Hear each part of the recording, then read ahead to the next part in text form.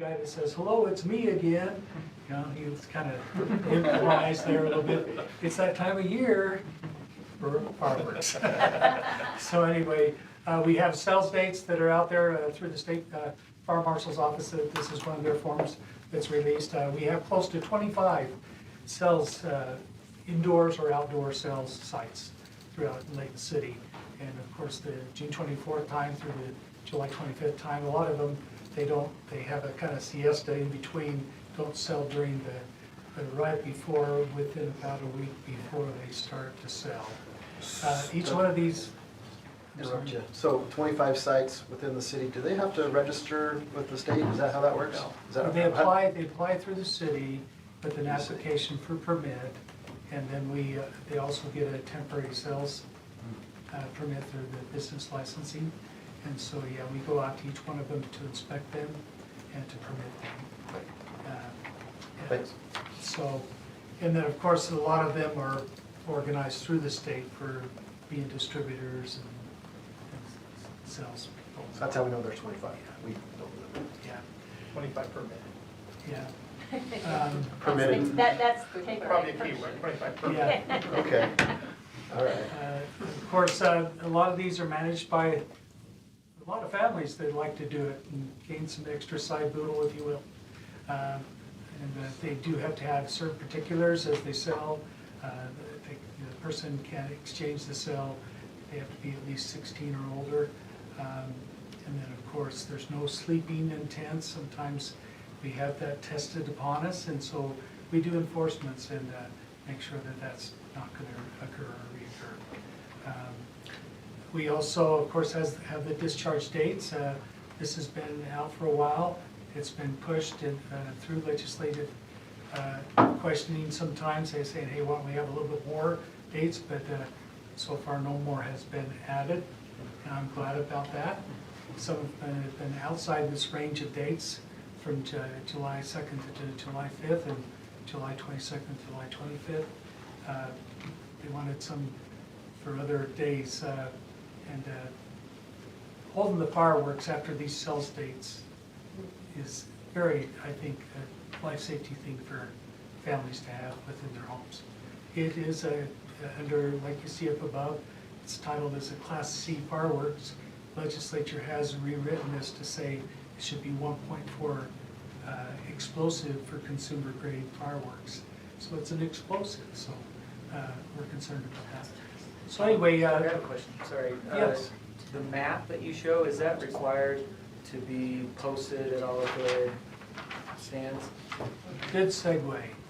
Let's see, where's my map? Here it is. It's under map. Right.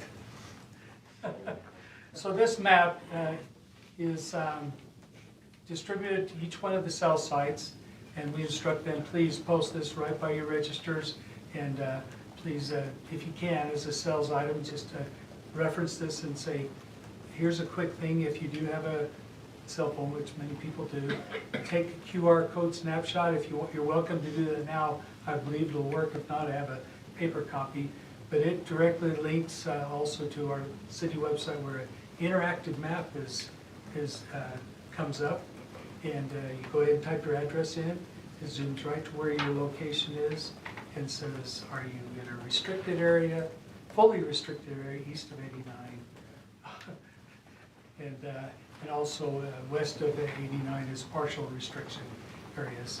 So the red on the right, as you're looking at this map, is all legacy restriction areas. East 89, there's no fireworks allowed of any kind, and signs are posted permanently along the, if you will, Valley View and other places throughout the locations there as they go up to the neighborhoods. And then west, we have partial restriction bans for aerial fireworks. Aerial fireworks are very concerned of us because you can have multi-shots of fireworks going up, flaming balls up at least 150 feet up in the air and exploding. The ones you see that go up in the air and then explode once, guess what? They're illegal. That single shot mortar, where they have to place a mortar in the ground, or those are illegal. Those are transported in from other areas. So anyway, so we have this partial restriction for the aerials. Another thing aerials have a characteristic that are not educated is they can tip. Whereas you can go to YouTube and just type in aerial bloopers, aerial fireworks, and you'll see them where they tip right into and shoot into people's garages, and then unfortunate act happens that the garage catches fire as these flaming balls. A couple of years ago, we did have some aerials stored in the house. Then they also had some long sparklers that were used at a wedding, long, I mean, about 3 footers. And they actually added a match with a striker on the tip of the sparkler, and it tipped over. The match struck from all these that were in there, and then started the aerials. And it actually penetrated the ceiling area and burn marks, but the home was safe, quick response by fire crews. Baby grand piano was pretty much damaged, that was in that area. And so just an example of how the volatility and dangers are of fireworks. And then, of course, we do have our 2 approved parks. This is a great opportunity, about the only, well, there's a few other jurisdictions, but one I really know of is Provo. Me and the fire marshal have both been bantering each other, saying, we was first, no, you was first. Anyway, it's a great opportunity for citizens to engage at these parks during the legal shoot times with the legal fireworks. And we do have fire members from my office monitor the whole time that those activities are done. We have had, yes, some illegal fireworks brought in. We confiscate and just tell them you can't have those fireworks here. We watch the times. We know that the neighboring public around, they've been kind and cordial to have this, if you will, and we want them to be sensitive to the times. So 11 a.m. to 11 p.m., except for on the holidays, then it goes to midnight. A lot of the public has responded well with collecting their discards and putting them in the barrels that we have out there for them and to collect them, and the Public Works Parks Department supports us nicely to help us in discards of those on a daily basis, so we have empty barrels. In your packet, there's a description that's kind of long, and we really don't post that other than the map at the cell sites. And then there's also one thing that's new this year that's coming out is TNT, is, of course, is on this label, but the cell sites through the State Fire Marshal's office, they want to bring in these Q shots. So you can actually buy one of these and go ahead and program 6 Qs of wires that go on alligator tips to the fuse itself, the green little fuse, and then from your phone you can light them. It's all just intrinsic to that phone only, so others can't really get into it. And they're allowing these, they're called igniters, self-igniters. So there's a Q shot of 6 of them. So you'll see those kind of out on the market, but just like anything that's kind of simple and nice here, just through a battery, there's ones that you can buy right off the Amazon and other places that are 100, 200 shots that are mainly meant for professional shooters. Consumer can still find access to those. So anyway, so that's just new to this year. And so, any questions you have? So, speaking of professionals, have you guys heard from the gentleman that usually does the display prior to out there over Andy Adams? Has he contacted you to do that again? Well, we have about 2 organized shoots. One of them is up at the Sand Ridge Park area. It is, he used to be up in the neighborhood of Greyhawk that was allowed for a while, and he closed all the street. He just had a big, well, he couldn't close all the street, he tried. But anyway, with that, he's now engaging at the park with the legal fireworks, and he does ask one of the shooters to come and do it for him, just for safety aspect. And so he's utilizing Sand Ridge Park. They pack all their contents up and leave. So And it's been kind of a good Yeah. engagement for others in the public view to see that too. Did I answer your question there? Yep. Any other questions? Can you go back to the page where it shows the discharge dates and hours? Sure. This New one here? Year's. Yeah, New Year's. It's a whole day, It's the whole night, whole night. Well, there's a- 11 a.m. to 11 p.m. the next day? 12 hours? No. It's from, on December 31st, starting at 11 a.m. and then at midnight. Should be midnight. I think that's a typo. I need to tell the state Yeah. fire marshal. Good catch, Because Councilman. I read that and it was a whole nother day. Yeah. Yeah, So it was all night Saying you long could plus. play, shoot them off all night. yeah, but That's the the way I intent of read this, the intent is for 11 a.m. on the 31st, New Year's Eve, until midnight, January 1st. Did And it that's used how to the be- law is written. Yeah. Did it used to be midnight or 1 a.m. Um, on New Year's? Maybe a while back, but I think back when they did the thing down in Yeah. Salt Lake, what was that, first night, that's what they called it, they went till one. Okay. yeah. That's probably why. Yeah, I think there's been some answers by legislators, back to the legislature to trim back the dates and times, make sure it's just a modest approach. Thanks for the catch. I'm gonna go right to the state bar. marshal. We'd hear about it if they were going out to 6 Yeah. p.m. Yeah. We'll check a revision on that. And can you check why, since we're asking, why the Chinese New Year goes till 1 a.m. instead of midnight and 11 p.m. on the other? I'll double check that. That's probably what, Because I'm pretty sure New Year's is The probably regular. one. That's probably what it Supposed to be should the say. I think New Year's is till I 1 think a.m. it's still, I would think so. Otherwise, my kids have been lighting up I'm illegal pretty fireworks. sure, I don't know why it their says you know, that. it probably is Well, 1 a.m. Yeah. Yeah. well, Chinese New Year's is 2 hours behind, so Well, that was my question. there's a reason. Okay. All right, thank you very much, appreciate the update. All right, let's go on to item number 4, which is our long-range economic development plan. And I know that Lon is going to I'm going to introduce. jump in here and introduce the whole thing, right? Yep, thanks, Mayor and Council. CED staff has been working on a long-range comprehensive economic development plan for this city, which we've never had since January. With the consultant. Tonight we have a consultant here who would like to just give you an update on where they are so far with the data they've received and to answer any questions you might have. So with that, we have the team that includes Better City and Urban Design Associates. From UDA, we have Eric Haas. And from Better City, we have Jason Godfrey, Trini Kittleson, and Eric Gibson in the room. And I'll turn the time over to you. I don't know if you want me to run the mouse or if you wanted to. Whatever works best, I can, you want me to take your? You can sit here or there if you want. Okay, sure. Or you should.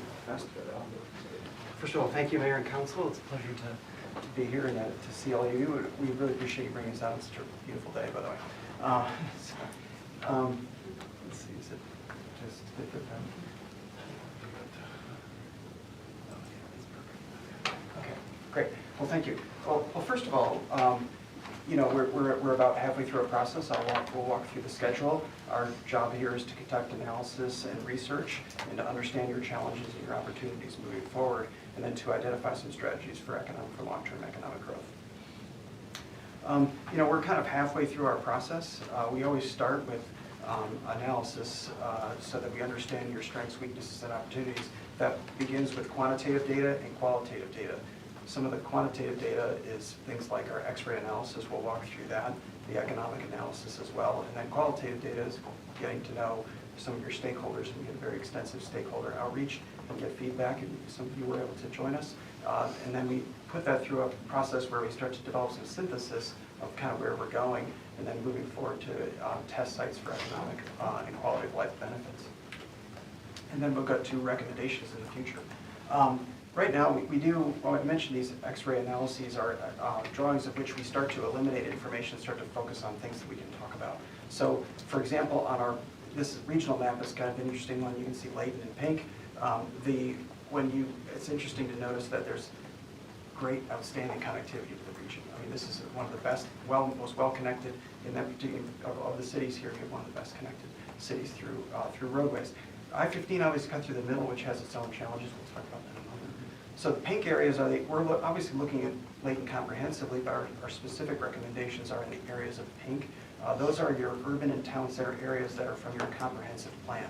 So we're looking at those specifically.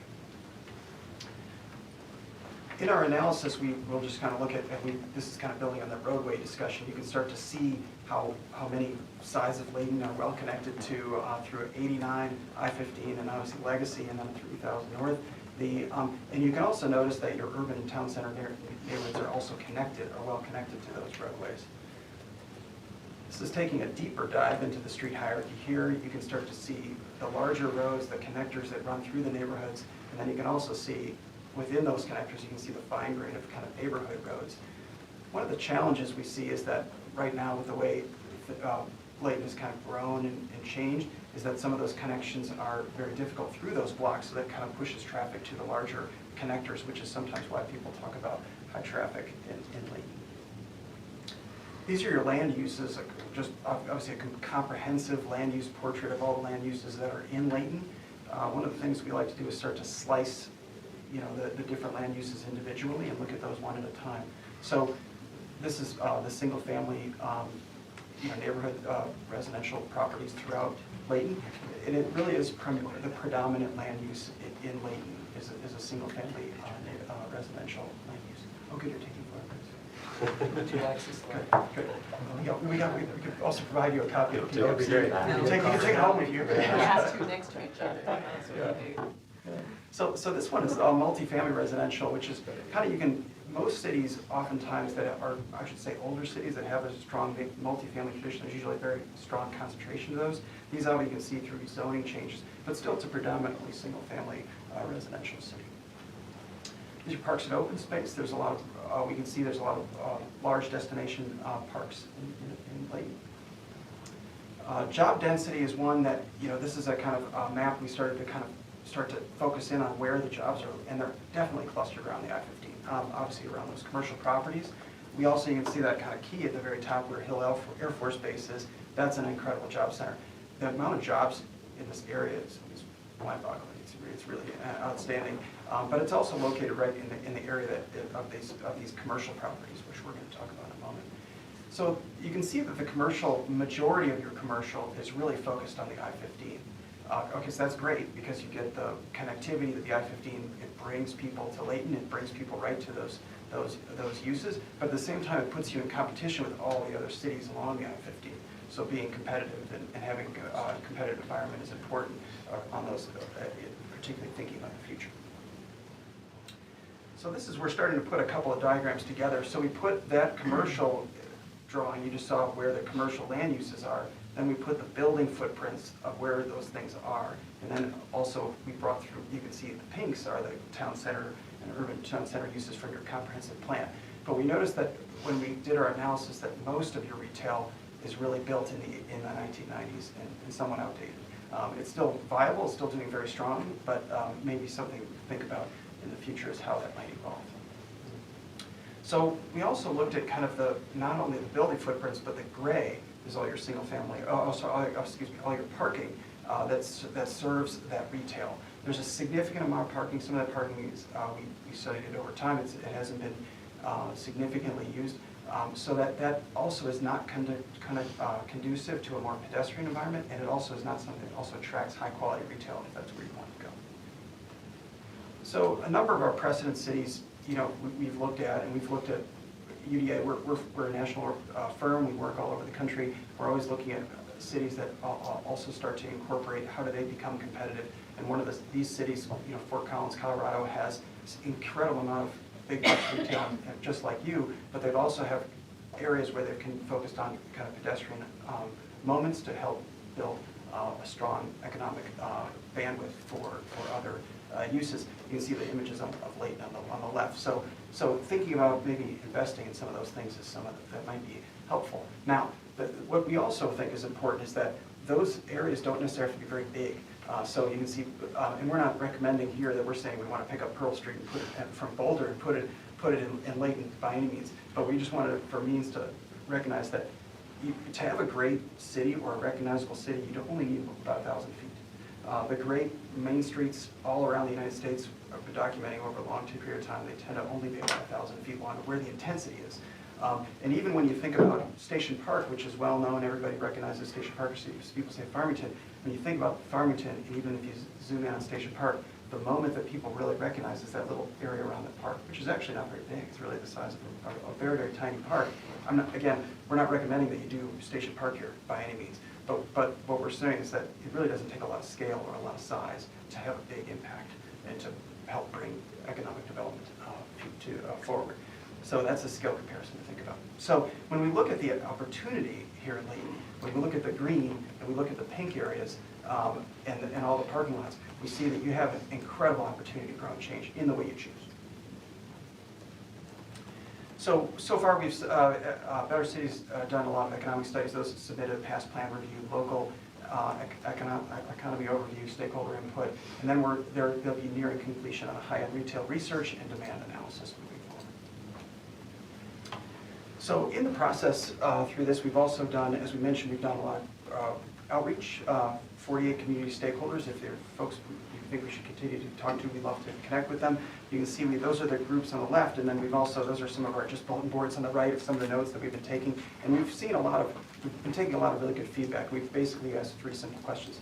What are the strengths of Layton, what are the weaknesses, and where are the opportunities?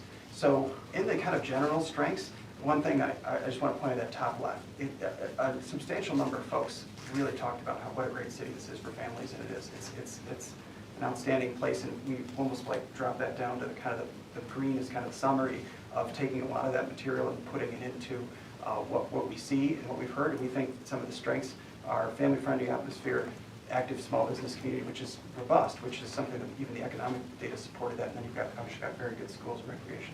So those are things those are strengths you want to keep. So thinking about weaknesses and some of the summaries, obviously the lack of center in Layton came back a number of times, kind of sense where people can gather and families can be. So kind of where we kind of landed on some things in the red is that, one thing that we want to mention is that, national retailers really are defining your identity.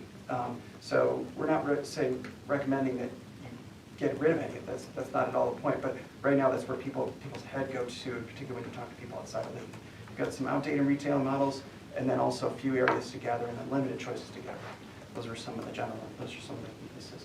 So opportunities looking, there was a lot of opportunities, a lot of discussion about that with the stakeholders, and a lot of interesting feedback about how Layton could start to attract a better retail and food and beverage environment to help increase and improve your economy even better than it is today. It's a very strongly performing economy, but also continuing to your growth.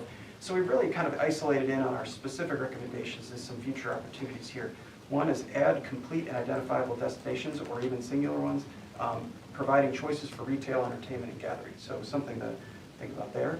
And then also improve the economic balance for sustainable growth. So those are the 2 things we've kind of been starting to focus in on based on a lot of this feedback. Thinking about integrating great place types in Layton, walkable retail destinations. When we say walkable, we mean walkable when you get there. This is a driving city, a driving destination to those things, so we always can consider that parking. But also active spaces to gather that could, we see that even in some of the park spaces on the left that could be activated. Like, for example, that bottom left is thinking about a farmer's marketplace, and you may have one already, but thinking about how those could be a dedicated farmer's market type of space.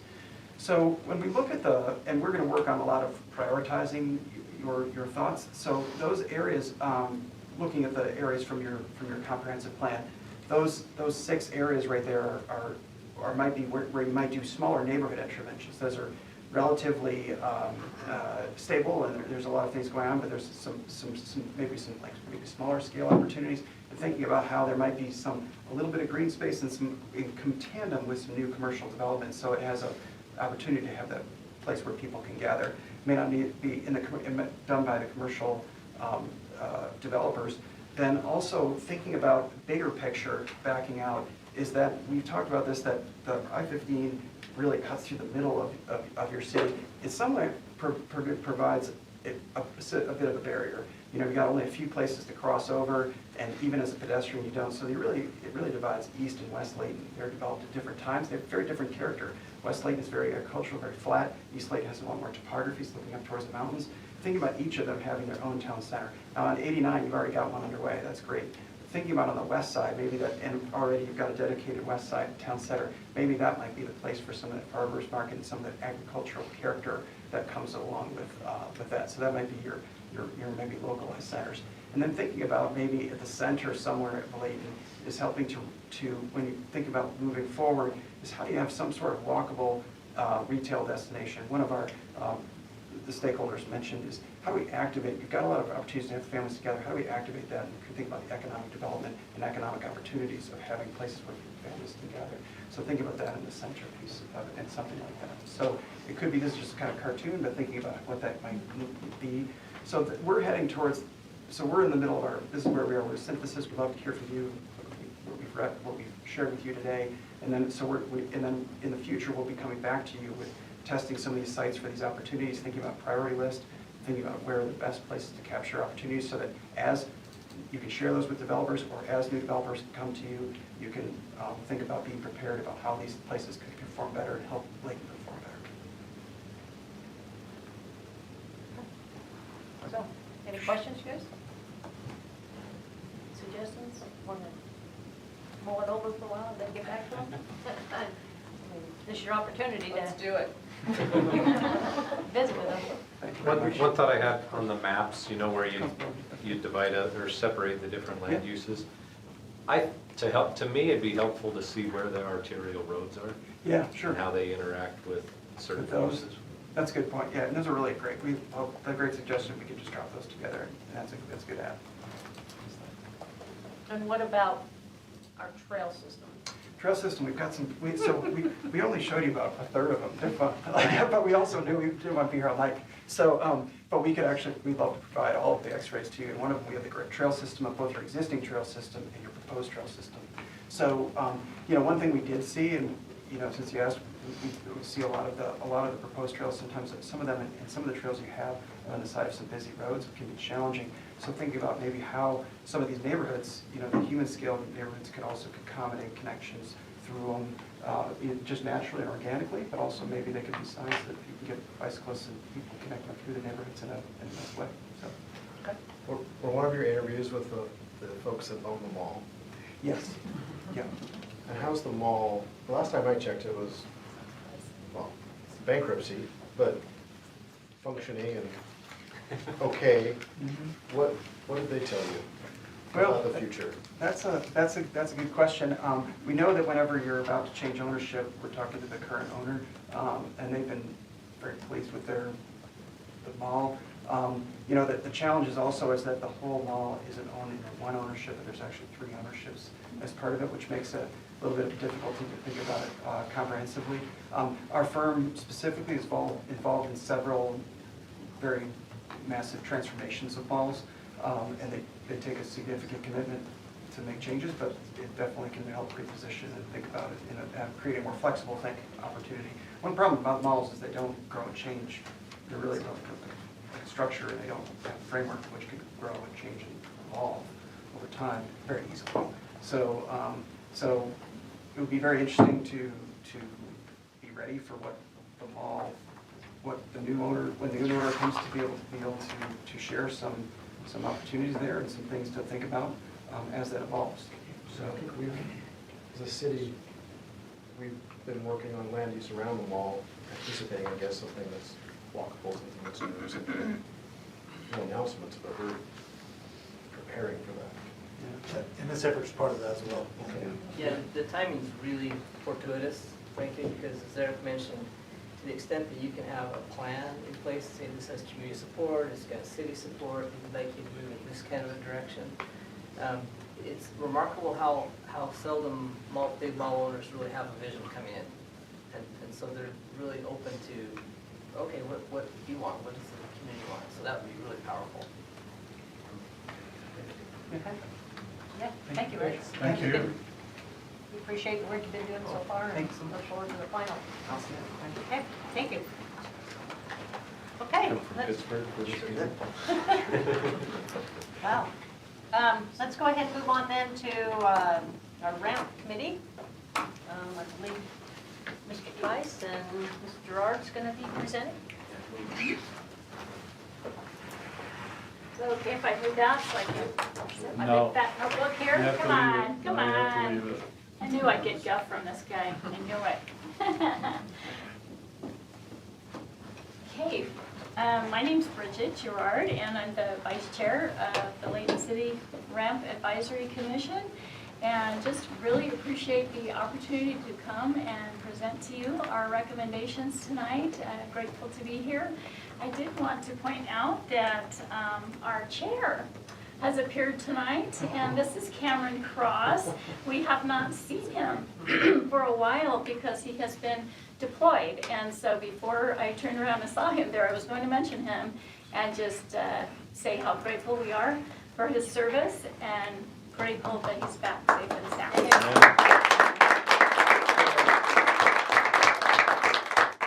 So is the AWOL now? Well, you can ask him that. I'm like a civilian again, it's crazy. Yeah, he was deployed, and so we have been missing him for a few months. He was able to join us for a couple of our meetings, aren't you? So, again, just appreciate your service. So you can jump in anytime you want. You got this. Okay. I know that you've received this as an email, this information that is going to be in front of you. And also, I think we'll start out by, I want to just express my appreciation to Dave Price behind me here. Really appreciate his professionalism, his organization, and his knowledge. And Kimberly back here, grateful for her too. They are just invaluable to our commission and appreciate their hard work. So if you look at the information before you, this is a summary of each of the applications that we received and the funding requests made by each of the organizations, and then our funding recommendations for those. And a brief explanation follows of our decisions, and that includes the rationale for our decisions. The commission received 43 applications this year. 35 of those were recommended for full or partial funding for a total of $1,846,477.06. And that's 6 cents. That could come in handy for something. Okay, I wanted to break this down a little bit for the funding in our different categories of what we funded. So we have a major category, a tier 1 category, and a tier 2 category. So I'm going to break down those dollar amounts in those categories, and then you'll have the opportunity for questions at the end if you would like. But feel free during if you have questions. But so for our major category, major projects, the funding came to $1,268,128. For the tier 1 funding, the total was $522,287.46. And for the tier 2, the total was $56,031.60. And I just briefly wanted to, before we get into the projects, just mention that our advisory commission is made up of men and women who take this job seriously and put a lot of time and discussion and effort into this process, and lots of consideration for all of the details that go into these applications and the funding of those grants. And we consider many factors while we're doing that as we evaluate these, and those include the completeness and clarity of the application, the number of citizens served, the community visibility, community value, and whether it fulfills a community need. And just also wanted to express appreciation to our liaison from the City Council, Bruce Morris. Appreciate his help and thoughtful comments and guidance, and appreciate Mayor Petro. She has come to some of our meetings and been a great help as well. And just wanted to also express this. We want to be, as you, very, very careful with taxpayer money.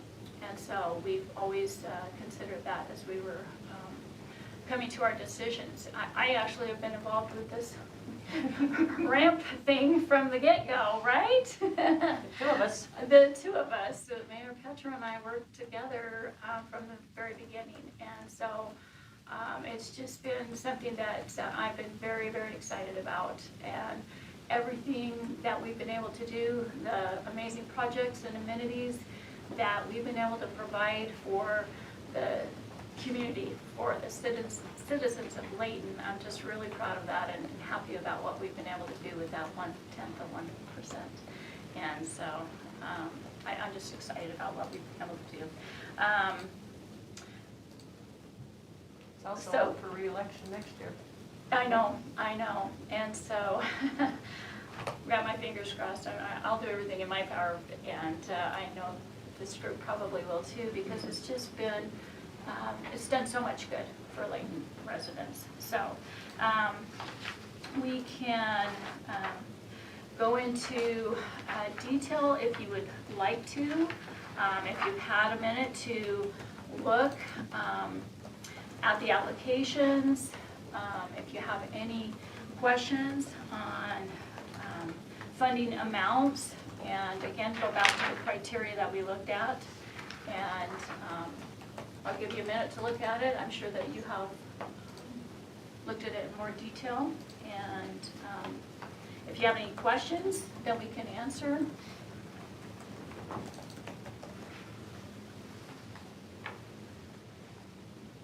So what was the total number of applicants you received this year?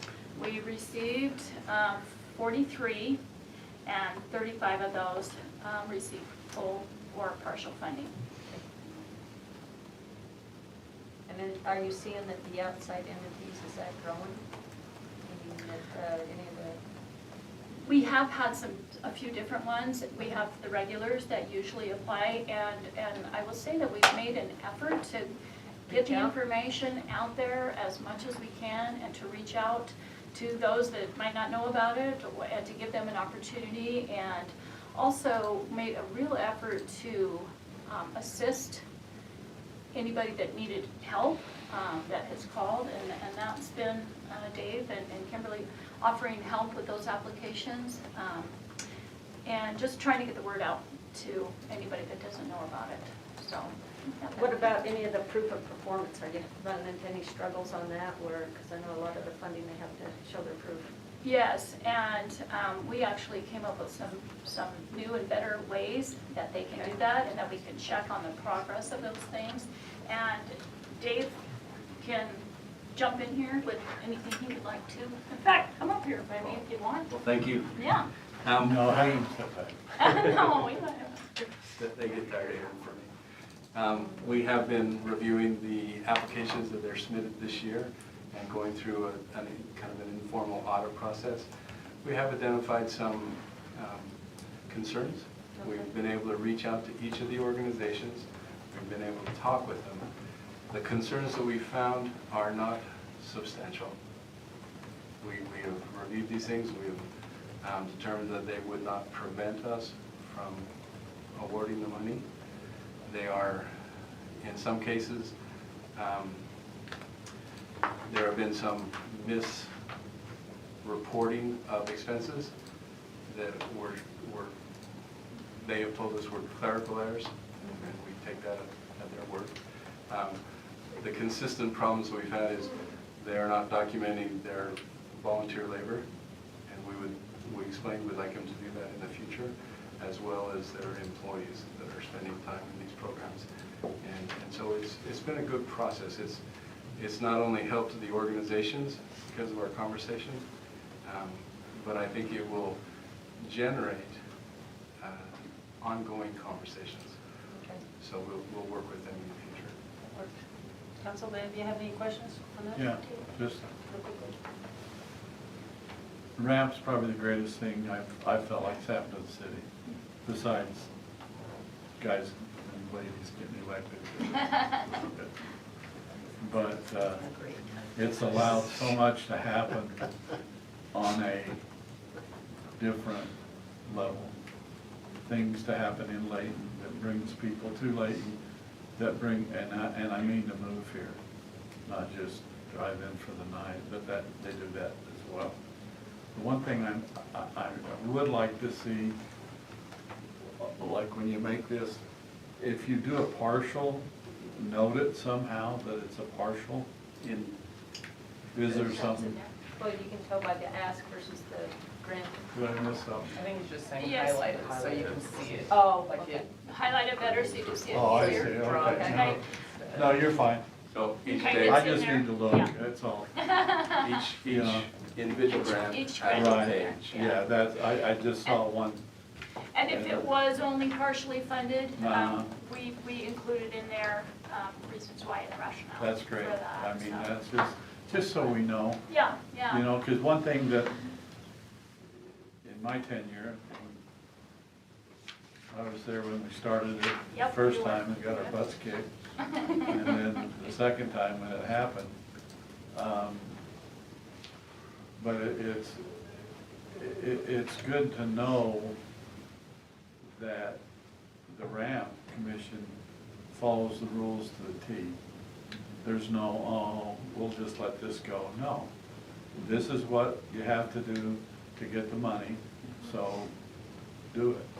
And the ramp commission has done that as long as I've known it, which is forever, so From the get-go. appreciate that. Former, Well, thank former, you. former Thank you. commission member back there. Yeah, oh, Great. I didn't even see you. Yeah. Okay. Yeah, no, I agree with your support of ramp. It's something I've It always is. supported. It's such a great thing for us. Funny to- this thing, Yeah. yeah. The, how you let folks know, I mean, this has to be voted on, has to be part of the budget, all that, and that's not coming until, we don't finalize the budget until June. However, if there's someone that has something that's, they're already planning, fingers crossed, and it's gonna be happening right after the process, when are you, is there a way to preliminarily to let people know, hey, here's where we are? We let, Yeah. Does that make sense? it does. Yes. Okay, Yes. We simply let each organization know where we are today. okay. So this has been presented, it is included in the budget, the tentative Right, budget. yeah. And we've also let them know that in the past, we have not seen a lot of change between tentative and or the final budget. Okay, thank you. When an application is not fully funded, or even funded at all, is there a procedure for them to cure some of the non-completeness or language, or is it kind of just a one shot at it? Ahead and then you want to go ahead and I'll add my 2 cents? You can clean up what I say, I No. guess. We have in the past been willing to work with each of these organizations. A lot of the applications that we see this year are not the same applications from last year. And so they are completely new programs and new applications. And so we were not able to give them guidance on that specific program. Okay, so I mean, like, if it says that the application wasn't clearly defined, that's clearly defined by the ramp bylaws. Yes. And those, and that's explained to them, it's not just, here's your answer. Do they have time to come back and fix it? They did have, we presented questions that the commission had about these things and invited, well, the one organization to come out and respond to those questions and have a chance to help us understand a little better. We did make a lot of effort to reach out to them and try to work with them and give them an opportunity to fix some of those things. Much of it had to do with incomplete information on those applications. Well, I really am grateful that you make sure that those applications are complete, but I also don't want it to be a situation where maybe they have a new grant writer or Right. something like that. And, you know, some of these folks who are applying for these may not have the bandwidth that Davis Arts Council or whomever might have to write these really, really well and know they're gonna get, or Layton City, to get them really nicely funded. So I just wanna make sure we're not being too strict on, you know, the procedural posture of it. So there were a couple projects, one in particular, I believe, that was recommended for not funding because there were some major questions. The group came in, answered the questions, and it was. Yes, Yeah, yes. so it just happened. And one thing to note is that all of these decisions were unanimous by the commission. Well, there were a couple of. Oh, I take that back. There were, not all of them, most of them, sorry, most of I them. think there's only two that had, Yes. I saw Because- a 6-2 with Dave on the Yeah. team. That's why. I was thinking of the commission, yeah, there were a couple, sorry. Most of them were unanimous. most of them. You bring up a really good point, and one we are addressing. Brandon was very candid with us.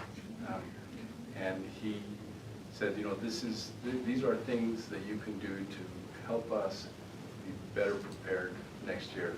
And so we've asked him already if he'd be willing to sit down with us and the Davis Arts Council and the orchestra and see if we can create an application that helps them be more successful. That it grabs the information we're looking for, not just includes it in a broad statement. That was gonna be my question, and I apologize, I looked through my emails and I did not see the email. Zach airdropped the document to me, but I just got it. So Well, it I'll was go sent back and look. on Tuesday. Yeah, Yeah. I haven't seen I it. apologize if you didn't get it. It's okay, so for that reason, I haven't been able to actually look through and say, you know, so I don't have questions about those because it's 45 pages and I just got it. It is, it's long, it's long. But if I have some, which I'll make sure I bring those to you. But that was going to be my question, and not even really a question, more of a suggestion, because this has come back a couple of times in the past 2 years. One, about wanting kind of a review process. You know, when you have an application, then you can get feedback from people who are filling out the application, like, how is this going? Do you need help with this? You know, are these questions easy to answer or not? With this coming back before the public for re-election next year, I think it's important that we have an application that is reflective of what RAMP is, which is all things RAMP, not just, you know, originally when RAMP was created, we all know the history, and arts, the main arts group was DAC, because that's who we were working with. But there are a number of other arts organizations, some are funded here fully, some partially, some not at all, but we know that with the city changing and with organizations moving in and people moving in, that things are not always how they were. And so I think it's important that we look at that application and see, as you mentioned, how can we refine it? Not make an application specific to a group, but look at how that application can really speak to what RAMP is. So what all RAMP is about. And if that means you need a separate section for the different portions of RAMP, the RAMP, that's fine. But I think that's something that we really need to tighten up, especially before we bring this back to the public next year. Because it is helpful, one, for the public to know what we're doing. And I appreciate this RAMP commission specifically because I've heard, you know, how involved the commission has been, how detailed everybody is. You're asking questions if you don't understand something. To some applicants, I know that that could be challenging because there have been different processes, even though the application hasn't changed. But getting that process to the place where we want it to be, where it's, you know, seamless and it's honed in, I think that's only going to help, you know, with all applicants and just help us to continue putting on really good programming in the city and also funding all of these services that the citizens use and love, you know. So that was my comment was just about that application and maybe even including after that process is closed, you know, give us feedback. You know, is there something that we can do better to help you understand, so. Thank you. We Thanks, you appreciate guys. that. We appreciate this. Thank you. I've been looking through here, I'm sorry I misspoke. I found one that was, the vote was 7-1, and I think there was one other one that was 6-2. So the rest were unanimous, so. We appreciate you being the eyes and ears. I mean, this is, Yeah. you know, almost $2 million worth of funds, and we get to see it, but you guys are in the weeds on this, doing all of our hard work, so thank you. We appreciate it. Oh, thanks. Yeah. Okay, Pass that on to the rest of the members as well. okay, we'll do that. Yeah, thank you. Thanks. That's it? You don't have balloons or? No, brought camera. You've already got treats here. Camera back. That's huge. Already have treats. Thanks. Okay, thank you again. We'll go ahead and go on to item number 6, which is a discussion for the Sequoia Farm development proposal. And I believe, Chad, are you going to start out? I'll just do a very, very brief introduction, queue up the applicant's materials here. So give our folks a minute to exit here. Yeah. So this is the discussion that was requested by Capital Reef Management LLC. These are the developers of the property that we've come to know as Sequoia Farms. It's on West Gentile. We have, you'll remember this property was the subject of a review back in November by the Planning Commission for a general plan amendment that was subsequently withdrawn after the Planning Commission forwarded a recommendation of denial for that particular general plan amendment. The applicant has requested some time to come before the council and talk about some ideas for the property, and so I'm just going to turn the time over to them. They've got a presentation. I'm happy to answer any questions that I can after that. And if you just press the mouse, it should. Oh, great, thank you. It's nice to see you again. Thanks for having me. I'm Brad Frost. I'm the owner of Ovation Homes, and so grateful to be able to be here. I know this is a little unusual, so thanks for taking the time to let me come and go through this a little bit.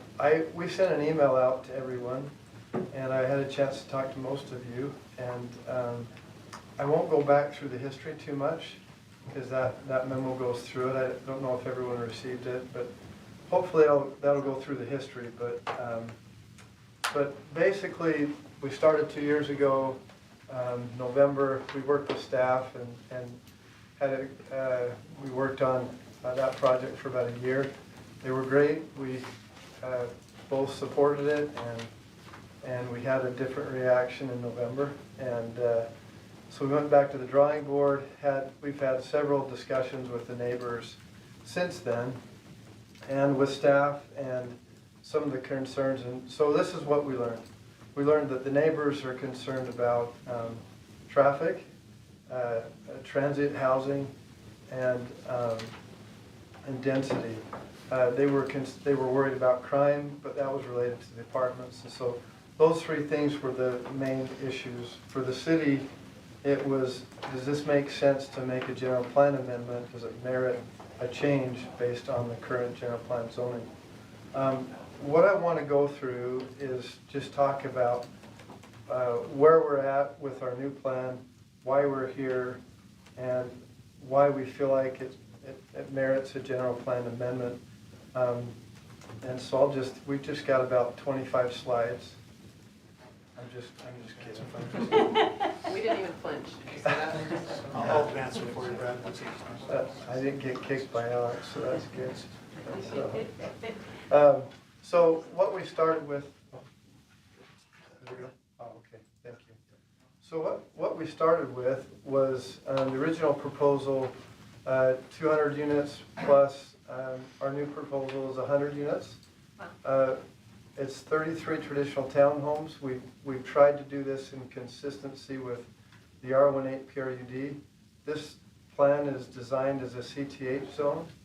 And we'll get into reasons why. There's 38 active adult attached, single family one level homes, and 29 detached.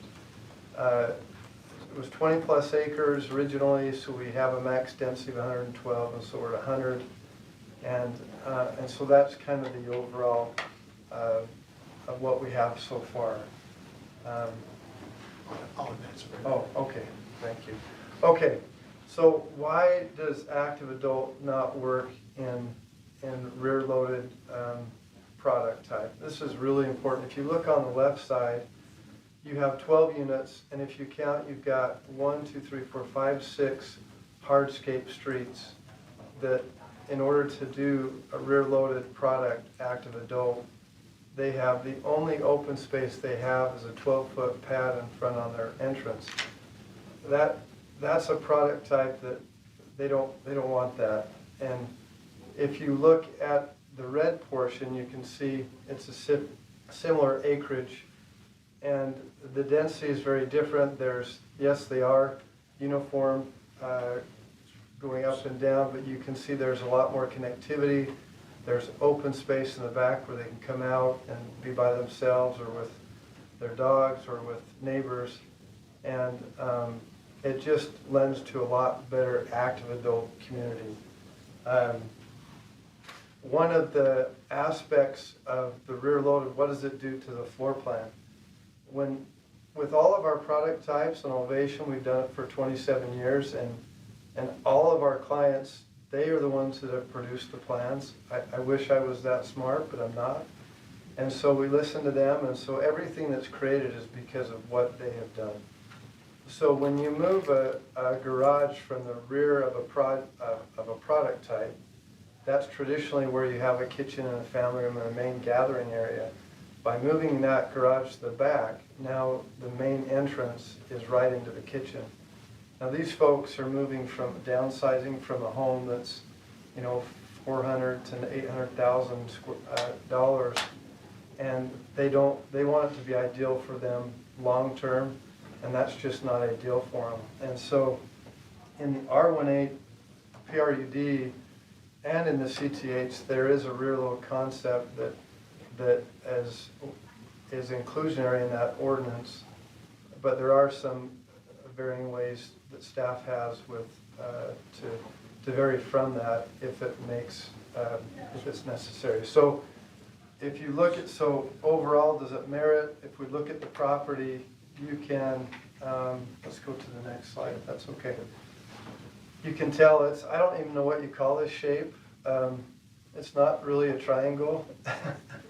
It's a half of a triangle. On the east side, you have industrial, you have a trail, you have a 40-foot easement gas line, you have 2 roads, Angel Extension potentially and Gentile, and then you also have roads that were already existing that have to be plugged into, and so there are a lot of difficulties in developing this project. As we looked through this originally, we looked at trail side and some of the components that they did. We have homes, most of the density backed onto the industrial path area, and so that was really important to us to make sure that we're being consistent with things that have been approved in the past. As you look in the PRD zone, it's designed to where you have 12% open space. However, the design is made for a central location of open space and a large park. As you can imagine, our active adults are probably not going to go play soccer in a big park, and so they're looking for more connective spaces that are smaller in nature, but as you can tell, we have some horseshoe pits with a barbecue. We have a trail that goes all the way around, which is about 1 mile in length, with workout stations on the outside that they can stay active, and then pickleball and tennis court opportunities there. And so overall, it's just a very connective opportunity for an active adult group. So why do we go to CTH? The CTH does allow for a higher percentage of attached. Originally, we thought that the PRUD R18, the attached was I think the intent was for townhomes for 2-3 story units that are 16 to 23 feet. Our active adult product is 37 to 43 feet wide. And so it's a different product than what is intended, but it does say attached shared wall in that ordinance. And so we were pushed to go to that CTH ordinance in order to be able to have a little bit more flexibility in designing this subdivision. Let's see, I think there, is that it? No, we got 3 or 4. Oh, okay. Oh, we're good on this. So you can go back to the other one, that's fine. So, what are we asking for?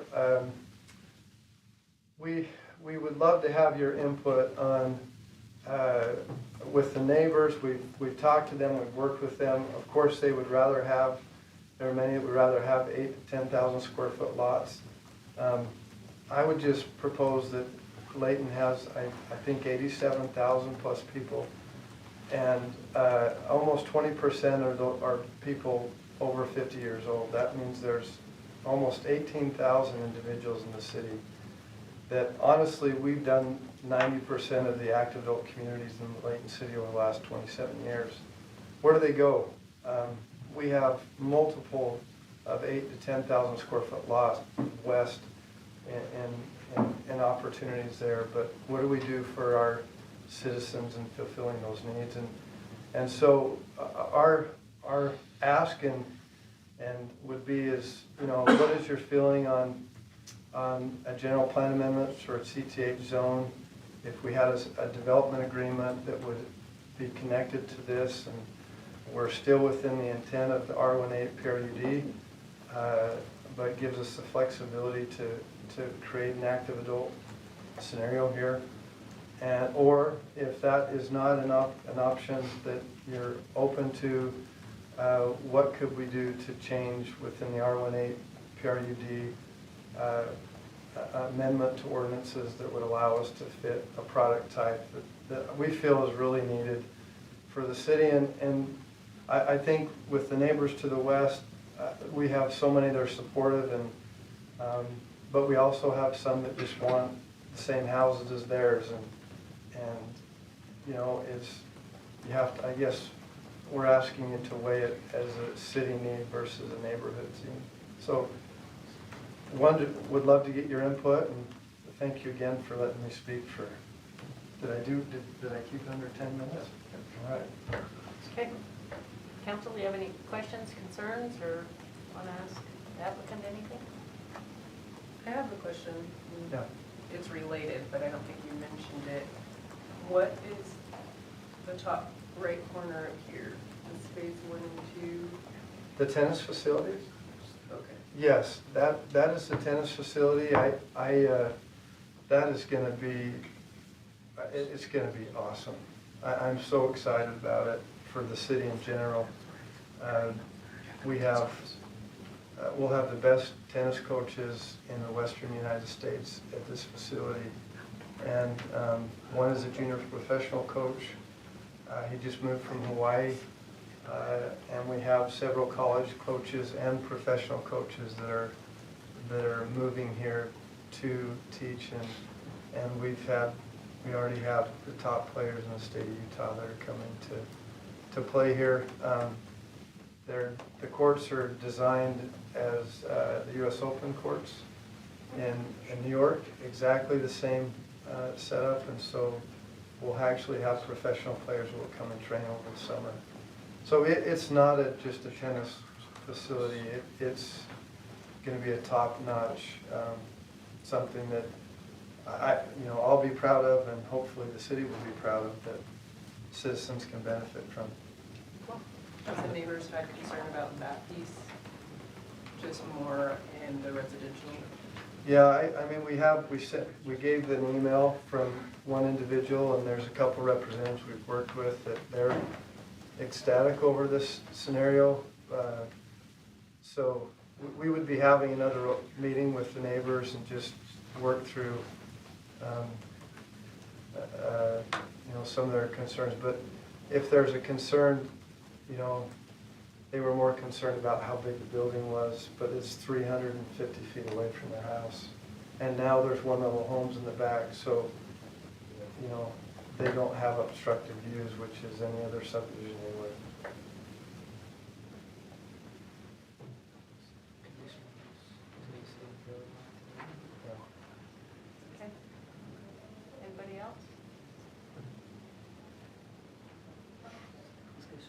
sounds like you've been through a few reiterations here, and that this is one that kind of satisfied the residents, right? Where you've lowered the, where you've got all the residential backing up to residential, more or less the single levels. Yeah. I think the biggest And then issue is, does it progress? It progresses up as you get closer to the trail?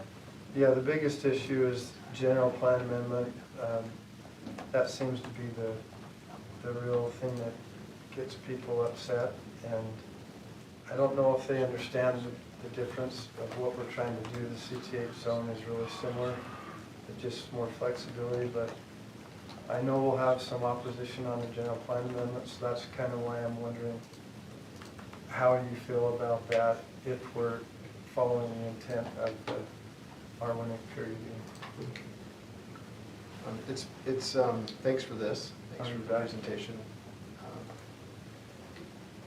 I get, my feeling has been, I don't know, Chad, I'll look to you, that the perception of this is that, as you mentioned, you've worked on something for over a year, and with the understanding that there would need to be a general plan amendment, and then it didn't go through, and then you came back with this plan, I don't know if it was this plan or something similar, and at least the city didn't want to, staff didn't want to go through that again. Like, you've already told no by the planning commission. It's just from. Maybe I could address that. And so, yeah, so Chad, I'd love, in this, on the agenda, you said you'd have an opportunity to say, okay, well, here's what we think. Yeah, And this will not. Is that all right? Yeah, these are all things that we've all already shared with Brad and his team. Great. We take very seriously the input that we get from you as elected officials and from our planning commission. They have a very, very important role. You know that any general plan amendment has to go through them first. Any zone change has to go through them first by state law. So we take that very seriously. What we heard from them and the findings that they made was that a general plan amendment was not appropriate for this property, that a development that would meet the current general plan, which would allow up to an R1A PRD, could be appropriate, could be looked at, and which we agree and support that idea. So we take that, again, we take that very seriously. So, yeah, we have expressed to the Brad and his group that we're not willing to take forward a recommendation of approval. That doesn't mean an application can't be filed, that's just staff's recommendation. We also, I guess, just to be, and we've shared this as well, we're not sure this is the right spot for CTH. We have a general plan that has designated really hundreds of acres that could potentially be CTH along our town centers and our mixed-use corridors. We feel like those are the places where those types of zones are applicable, and we have to be focusing those efforts on what the general plan has already looked at. And the reasons for that, they're myriad, but we're close to the transit routes, we're close to higher density developments. Those kind of things are all part of why we chose those areas to be the places where CTH made sense. Now, we also acknowledge that what has been proposed here can't be approved except for under the previous general plan amendment request, which was RH, which gives some more flexibility, or CTH, which is what Brad's suggesting here. So we acknowledge that's really the only way to facilitate this under current ordinance. So I guess for us, the first hurdle is that idea of general plan amendment appropriateness or not.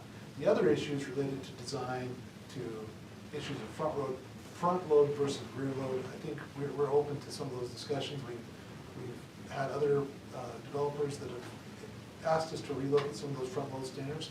We'd like to do that, but we'd like to be very deliberate about that. There are reasons why we have those rear load standards for lots less than 50 feet wide. We have both, not just planning reasons, but engineering, utility reasons, snow removal, trash can, all those things that when you have multiple driveways right in a row makes some challenges. So there were some reasons why we went that direction. We wouldn't want to unwind that without being very, very deliberate about that review process. So again, the first, obviously, all of those types of design issues we'd have to work through, but the very first hurdle here is that we don't have the general plan amendment would not allow for this particular development type. And so I think that's the first hurdle. I mean, So when you the say general the plan would will not allow for okay. this, thank you, yes. But would a development agreement, can we attach a development agreement to this that would allow him to get to the front loads that he wants? Only if we do the general plan amendment has to occur Has for to this. change. The general plan So you has to can't change. just do an agreement on No, that particular? not in this particular case. We'd have to change before we could look at a general plan amendment for some of those other standards. The other thing is, just as background, some of the council were here at the time, some weren't, but when we adopted the general plan, right on the heels of that was the PRD amendment. We revised the entire planned residential unit development code. It was comprehensive, big change.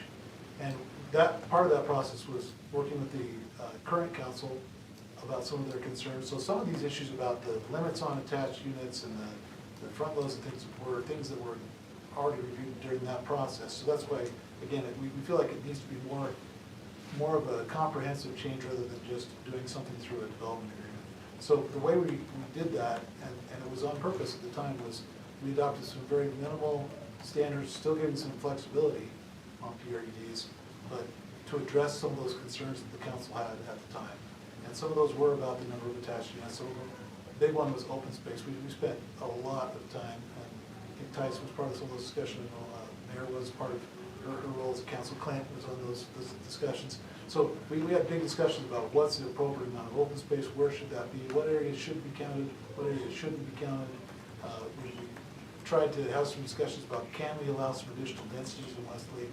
So it was a comprehensive discussion. So we wouldn't want to do anything to change that or roll that back without having that same level of deliberate review. So how does this compare to the, I can't remember the name of it, that's on the Barnes property? So the previous plan was very complicated. I was When gonna say, we came aren't with they an kind of the RH, same? yeah, we worked through that. It was very comparable. This is a smaller property, so it was, the scale was a little bit different. But, that was that year-long process that we went through. We came up with a plan that we could support, that we took forward the recommendation of approval.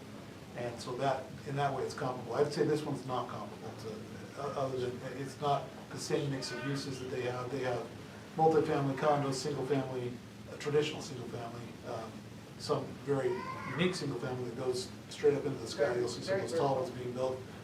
So there's a good mix of uses, and that previous plan that we'd worked on did address some of those very housing types. This one is more focused on some of this attached and smaller lot. So yeah, generally that's my. I have a question, Chad. One of the things that is, I think, why this is a difficult one to try to track is that the staff's recommendation that they gave to the planning commission was conditional. It was like, the staff recommends this support if you guys decide you want to take a different policy guidance. Was I right? I'm not misremembering that, right? It wasn't just a straight up. The general plan, yeah, the general plan. It wasn't a straight up, the staff approves this amendment, full stop. It was a staff approves this amendment because if you wanted to make a policy change, this is a development that would meet that policy change. Yeah. And so, from when I hear you talk about this one, this is half the density of the previous one, right? And it sounds to me like you wouldn't make that same conditional favorable recommendation if you decided to, I could be reading into this, but are you saying you wouldn't approve this with even a condition? Well, the first step would be a general plan amendment. Yeah. That's the part just because of what we've said before, we wouldn't recommend that.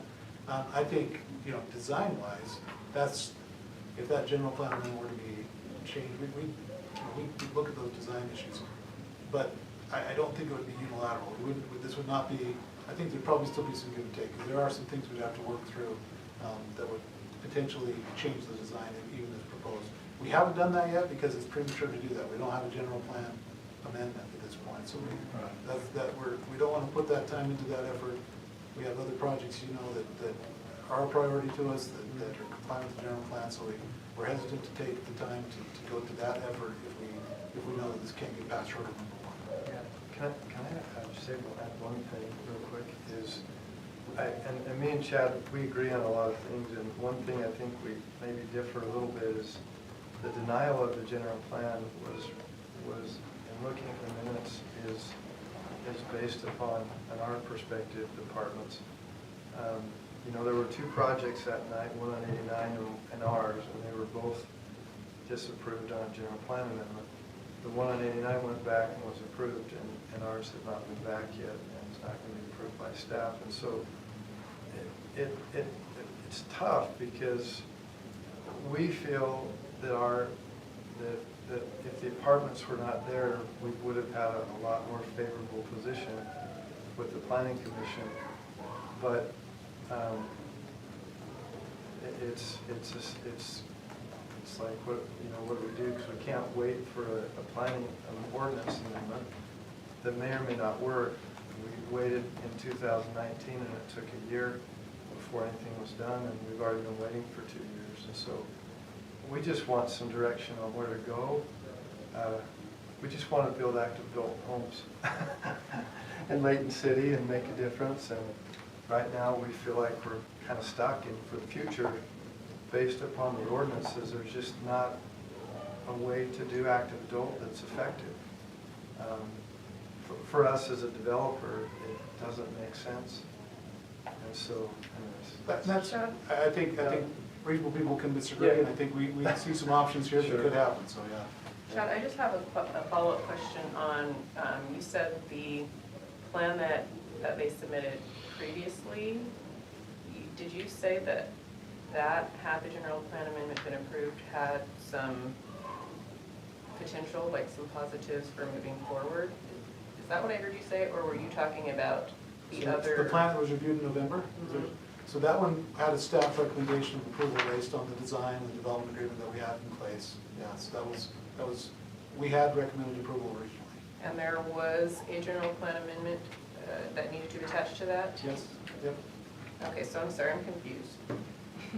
If the plan that they originally submitted had a staff recommendation, even with the need for a general plan amendment, but the planning commission did not support that, and now they have a new one that clearly way less density. I know the concerns were for traffic, but when you have less density, you have less traffic. I'm confused. Why would the amendment and plan have been supported by staff before, when now the problems that clearly were why it wasn't supported then have been mitigated, but now it wouldn't be supported? Well, again, we take very seriously the recommendations of our planning commission. That's their role, to give you recommendations for the general plans. They did, in their findings, they did say they did not feel that a general plan amendment was appropriate for this property. We can differ on what the reasoning may have been. We've read those minutes, we've listened to them, we feel like that was a pretty just broad statement of we'd like to see a development that meets the current general plan rather than the other. The other one is, we don't actually support this for CTH. And I said that before, but there's some very specific property characteristics that we look for on the CTH zones. The only way that this could be approved would be under that CTH zone. We don't think this is the right spot. So that's staff's opinion. You don't have to share that opinion. The applicant can make an application. You as a council have the ultimate decision authority on that. But as professional staff, we're going to give you our honest. And I think to kind of your point, you want to finish? Yeah, I just want to say, so what was the general plan amendment request for the previous plan? It wasn't CTH, what was that? It's called RH. Okay. It's a and right now zone it's that allows- R1A. R1A. R1A is what the current general plan would like. Yeah. And RH is a kind of a flexible, there's a lot of flexibility. That's what destination applied for on the other. And my question is similar to yours, mostly that I just want to make sure that planning commission has a role, and I think I want to make sure we're not stepping on the planning commission's toes, because they're obviously have to go through that. So I want to make sure procedurally that it's done the right way, which is why this is a interesting, I told Brad this on the phone, it's an interesting meeting for us to have. There is no actual proposal, there is no request, but it's coming to us. But I understood why it had to come to us, because if all 5 of us got together and said, this looks fine to us, we want this, then I guess what the next step would be, he goes to the planning commission, staff says, we don't approve this, planning commission says, we told you no general plan amendment, no, we're not favorable recommendation. Then it comes to us and we say, we don't care what the planning commission says, we don't care what the staff said, you're good to go. That could happen. That could happen. So I guess the question is, like, how do we make sure that we aren't overstepping our bounds and procedurally with what the planning commission wants to do? I'm looking at Alex too, like, making sure that obviously we're the final decision maker, the five of us here. And so we have to give some sort of direction, right? Because if there has to be, if we all five are saying this is good and we're gonna do it, and it never actually gets to the planning commission because the planning commission says no, well, in the end, the planning commission's the final decision maker, not us. But it has to go through the planning commission pursuant to state law. So I guess the staff recommendation may be if we are saying we're not I don't think anyone, I'm going to speak for everyone, but I don't think anyone on the council is unilaterally opposed to general plan amendments. That was a lot of the discussion in the legal brief.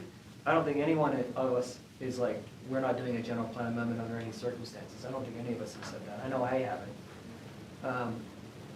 But I think there has to be a compelling reason to do it, considering our general plan is pretty new. And so I guess the question that we have, and maybe I think that's why Brad wants some direction, and maybe I want some help from Alex about, are we within our rights to say, go ahead, we are not opposed to general plan amendments, we want to see what you have, and if it goes through the planning commission and the staff doesn't work anymore on it, and they just say we're not approving this, and then it comes up to us, then I'm guessing you would put a little bit more into it if it's coming before us. I don't know. It's an interesting procedural question, because in the end, we make the decision, but planning commission can't be the final decider. No, or, and they never are. Right, and so it may be, and I understand why Brad wouldn't want to go before the planning commission without staff recommendation, because that's probably a fatal pill, right? The planning commission's probably not gonna be like, the staff doesn't even, they supported you last time when we unanimously opposed you. Now you come back with no approval whatsoever from the staff, so. It may be good to maybe explain some of that, and I know we're out of time, but there's some fundamental differences between an RH and the PRD things we can do there, and the PRD ordinance and the CTH. The CTH zone would not be through a PRD if we did that. We could potentially have a development agreement, but it's not necessarily requiring a PRD. There are some safeguards in the PRD ordinance that were adopted by a previous council to make sure that we get the right types of open ways and the right types of development patterns. So I want to make sure you know this is not just a staff saying, hey, yeah, we're just not. No, I'm playing devil's advocate, Yeah, Chad. I'm not even saying I'm not saying I agree with this. Right. I'm not saying I disagree with it. I'm just trying to figure out how we as a council can maybe like. I just want to make sure you know there is a rationale behind Yeah, that. no, It's not no, just a knee-jerk totally. reaction. Okay, quick, like I know, Go ahead. We've got a way, once again, the general plan is recently updated, and that area is R18. The area to the west, R110, wondering why, and we've had this discussion, why is that R18? It seems like that's already been changed at the update of the general plan for reasons I don't know. Don't want to speculate. So what we're talking about here is jumping right through our general plan, which we've used to help with growth in the city and where we want things, not just we, the citizens, we voted on this. And so that still needs to be taken into consideration when we look at, even if this looks like, yeah, it fits, it looks good, yeah, but you're assuming that the land use is going to change. And that's part of that process. So that's, before we get excited about something like this, remember, the general plan means something, and yes, we can change it, but there should be a compelling reason to change it. And okay. No, okay. Well, 5 Sorry. minutes late, but. Oh, I will be 10 minutes late when I'm done. My concern, anytime you change something, it's like in recreation, coaches want to change a rule, so we changed the rule. And then we found out what that did. All the other things that didn't match the rule. And I would like to have a lot of discussion on if we make a general plan rule change, how does that affect everything else? I mean, what about the next guy that comes in and says, whatever, you know, and how, you know, I mean, you can't, we've never been willy-nilly, and I understand that, but those are the things that would concern me. I want to know is this a one-time shot? And that doesn't say, I'm not gonna say things, but that's on the. Well, I don't know if you got much of a clear Not really. direction here, but at least you did get the feedback. The only thing I can say is irregularly shaped pieces, parcels, are very hard to develop. And that's another thing that you need to take into consideration here, is how do you develop a triangle? So, anyway. Thank you, thanks for your input. Yeah. Thank you. No one talked about moving the railroad. Yeah. Right. Okay, we still have a couple more items that I know that the one item we can come back in, the other one we'll just discuss, I guess, in the regular council meeting. So at that point, I'm not going to need a motion to close our Layton City Council work meeting. I move to close the Layton City Council meeting. Oh. Okay. Moved in second. Okay. All ayes, and let's go jump in our other seats.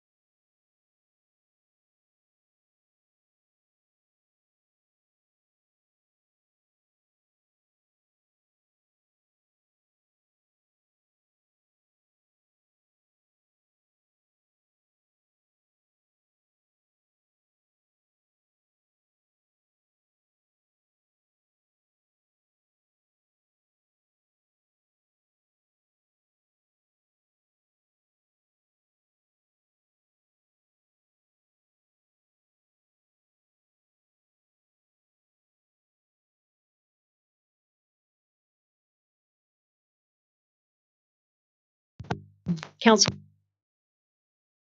And Councilmember Dave Thomas is going to lead us in those. Yes, Councilmember Dave Thomas. What we'll do is have an opening prayer and then we'll have the pledge, if that's fine with you.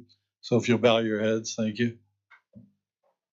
Our Father in heaven, we're really grateful to be gathered together at this council meeting tonight. And we pray that thy spirit might be here, that we may be able to go through the things which are important to this city, and that we may be able to do the things in a right way that will help this city remain as great as it is.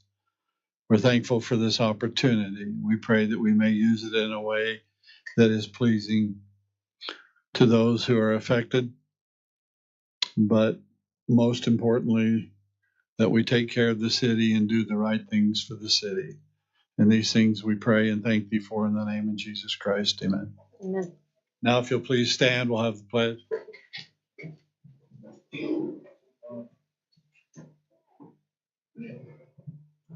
Follow me. I pledge allegiance to the flag of the United States of America and to the republic for which it stands, one nation, under God, indivisible, with liberty and justice for all.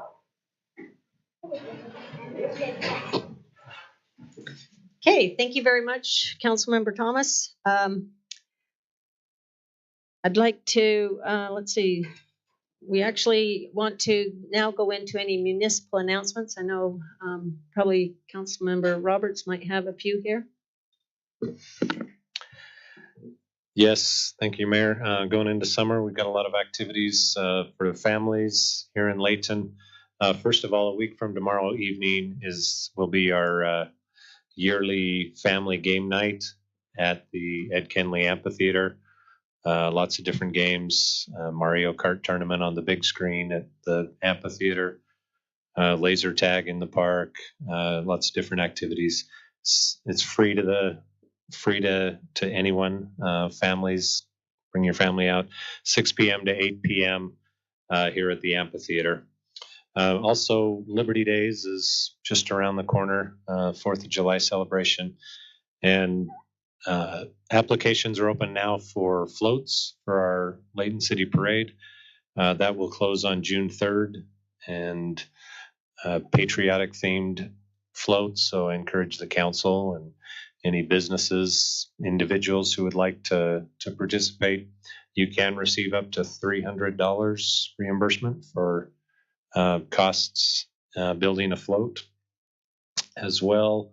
Always a good part of our celebration is Hometown Heroes, citizens of Layton who go above and beyond and building community and they, just making, as Dave Thomas mentioned in his prayer, making Layton City great. So nominations, you can nominate anyone to be a hometown hero at the Parks and Rec office. On the website, you can find the form. Those nominations will be accepted until June 7th. So thank you, Mayor. Yeah, thank you. Okay, Council, go ahead. So I am on our Layton Communities That Care Coalition, and I do have a couple of community announcements from that coalition. On this Saturday, there is a new immigrant fair, and that includes information about health, education, legal and taxes, housing and food, employment and finances, as well as community services. And it will be held here in Layton. The address is 1715 West, 1600 North. And then also Safe Harbor is a domestic violence center that we work with. They have a facility for services here in Layton, and they are having a 5K on May 25th at 7:30 in the morning. This will actually be at the Arbinger Institute in Farmington, but information is on their website. And then lastly, for any of your kids and families, on June 1st, there is the Safe Kids Day. And this year it's going to be held at Northridge High School. And that goes from 10 a.m. to 1 p.m. There's lots of cool things for your kids. Last year or a couple of years ago, they had some superheroes dressed up in costumes. They give out bicycle helmets, all kinds of things, anything that you could think of around safety. Paramedics are there, fire safety, all kinds of things. So those are just some events coming up. Okay, thank you very much. And one more addition to that would be the June 8th is the Sounds of Freedom car show that's going to be out here in the park as usual. It's a great show. It's one of the bigger ones around, and it's a great show to kind of recognize our not only our military community, but also this year there's a big focus on a project that we were going to be fundraising for here in Layton City. So I encourage everyone to come out. Okay. Did anyone else have anything they'd like to announce? Okay, seeing that there's no more announcements, we want to go on to our verbal petitions tonight. We have with us Chief Kevin Ward that's going to mention two of them. So I'll turn the time over to Chief. Okay, thank you, Mayor and Council. I have a representative from the Rocky Mountain Power Foundation. Come on up. Pleased this evening to got a big check with him here. Kirk, thank you for coming out here. Let you talk a little bit about the program, then I'll talk about what we were utilizing our funds for. You bet. So I'm Kirk Niger with Rocky Mountain Power, Regional Business Manager, and we had the opportunity with the Rocky Mountain Power Foundation to provide a grant to Layton City Fire Department. They put in for a grant. When I saw that, I got pretty excited because rarely does Layton ask for help, and when they did, I was excited that we were able to get it through and get that grant for, what is it, a small unmanned aircraft system. Also known as a drone. Or a drone. But those are, I mean, as I've looked at different grant proposals with those drones, they are amazing technology that helps to gather information and provide things without putting humans at risk. And so this is a way that we can help our first responders be safer as well as be more effective. And Rocky Mountain Power Foundation, we're all for how we can help our communities partner and do things more safe. So we had a $7,300 grant that we provided, and we're really excited. I think you need to come hold it up in front here and. We'll get this a picture. Yeah, we need to get a picture with this. That's very thoughtful of you, and we appreciate it very much, especially knowing that it helps with our firefighters and the safety. Need a picture taken. That's Don't ask Clint. I was gonna say, Clint, do you mind taking the picture down there? Yeah. He's got his. He must. Okay, you guys need to stand up so they can see us. Council. I think we need to stand up for this one. He deserves a standing ovation, actually. Thank you.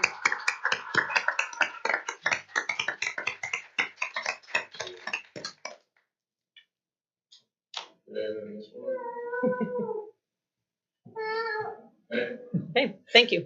Yes.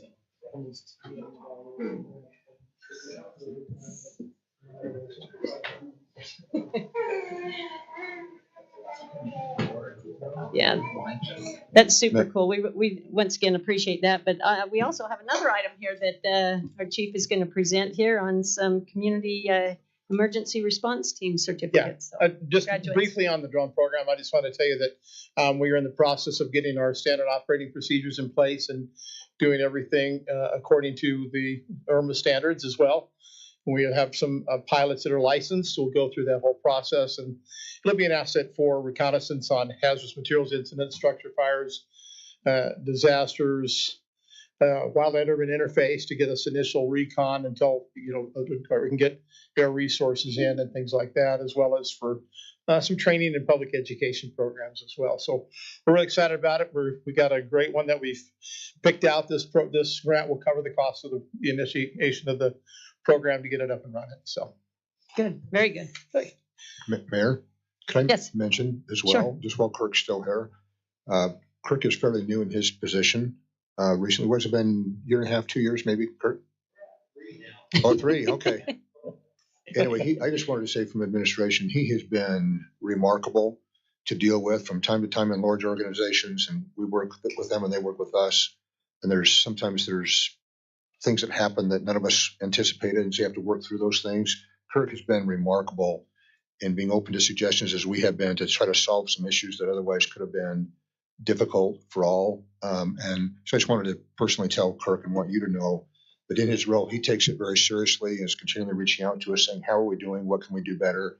And there's good communication. So that's not always typical with large organizations, even the city, from time to time, but Kirk has just done remarkable, and I'd be remiss not to let you know that he's we very value his involvement in the relationship we have with Rocky Mountain Power. So thank you, Kirk.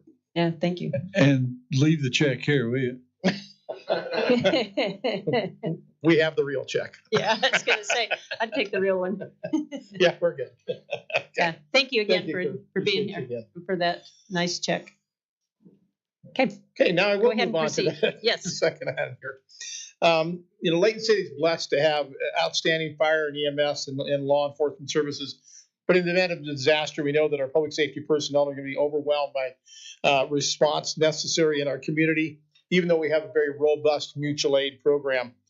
This is where the concept of having trained community emergency response teams, or CERT, helps bridge that gap. The CERT program educates volunteers about disaster preparedness for hazards that may impact their area and trains them in basic disaster response skills, such as fire safety, light search and rescue, team organization, disaster medical operations, And CERT offers a consistent nationwide approach to volunteer training and an organization that professional responders can rely on during disaster situations, allowing them to focus on more complex tasks.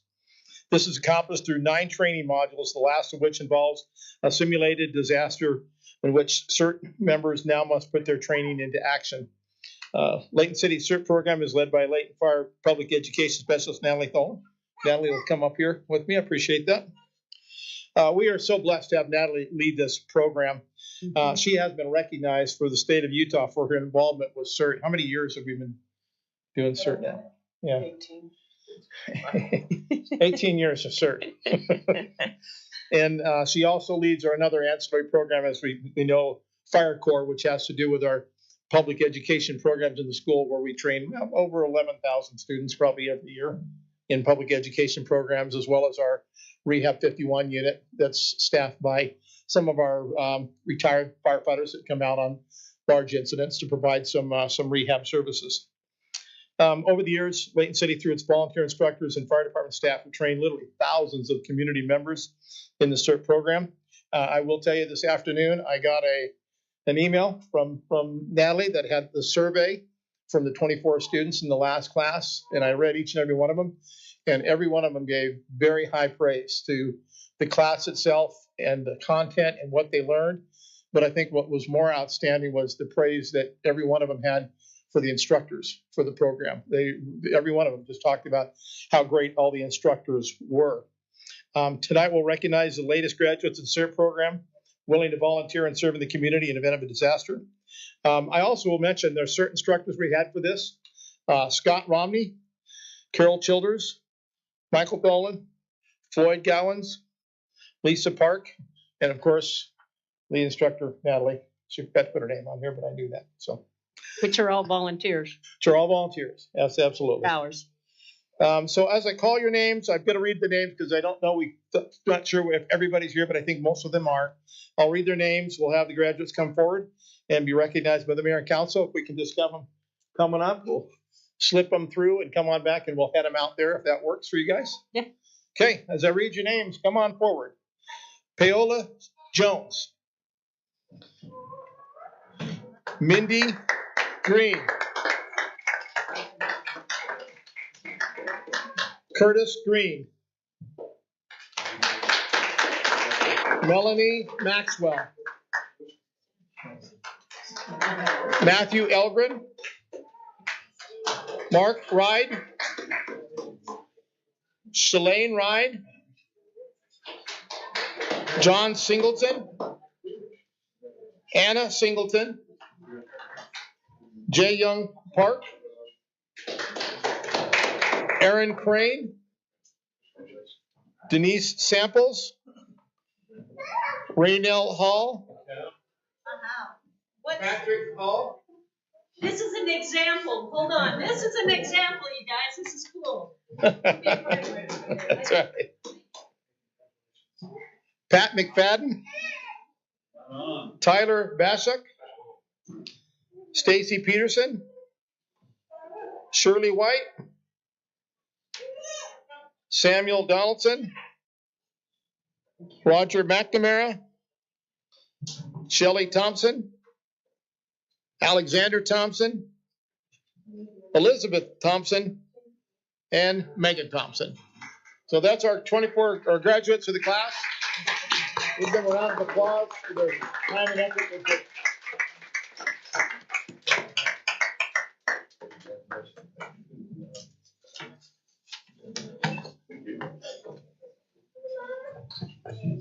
Another young. Love it. This is good. Thank you for doing this. Okay. All right. Thank you, Mayor. Council, thank you. That was, great appreciation. Thank you very much. Yes, I can't thank everyone enough for taking the time out of their schedules to actually go through this process, the learning process, and the fact of knowing that if and when we need you, you guys are willing to step up and fulfill that role. And I think tonight was very rewarding in seeing the youth that has taken this course. I mean, this is what it's about. It's preparing for our future. And, hats off to the parents encouraging your children to do that. I mean, that's highly recommended. And I hope others will follow. You guys are the leaders, so thank you for doing that. Okay, and thank you, Natalie, for all your hard work and energy in this, and the fire corps.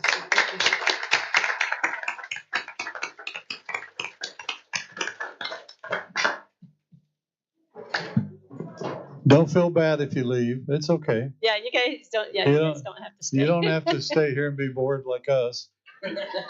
Well, get their packets tonight out there, so that's. Citizen. Yes, that is. Yeah.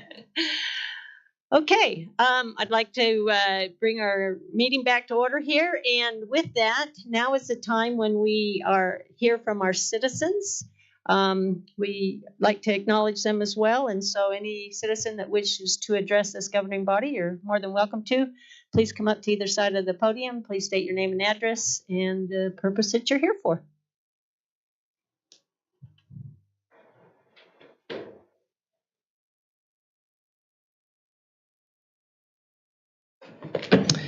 Thanks, Mayor Petro and Councilwoman and Councilmen and everybody else that is here.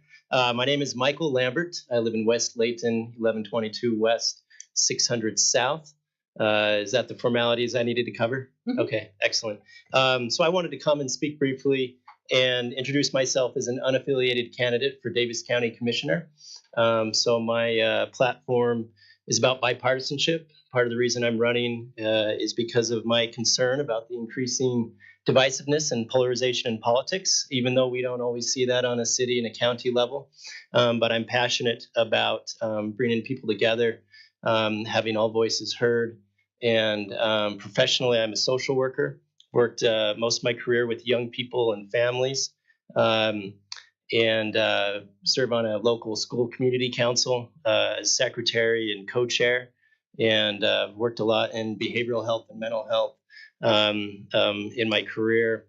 And some of the other local issues or regional issues that I care about from a health standpoint, along with mental health and behavioral health, include air quality that we face along the Wasatch Front.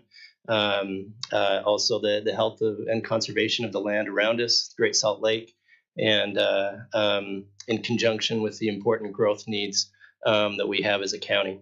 I know there's a good camaraderie among the various counties and municipalities here in the county, and I just want to add to that and complement that. I'm just trying to get out and meet people and welcome anybody asking me questions, between here and November.